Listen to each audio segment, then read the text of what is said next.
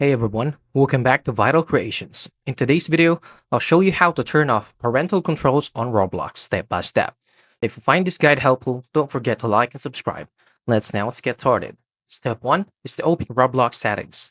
Open Roblox and log into your account. On a computer, click your icon into the top right corner and then select Settings.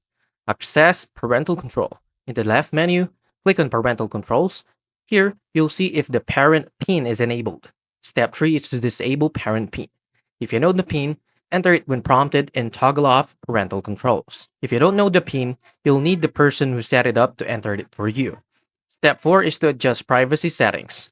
Now that the parental controls are off, you might want to click on Privacy in the Settings menu.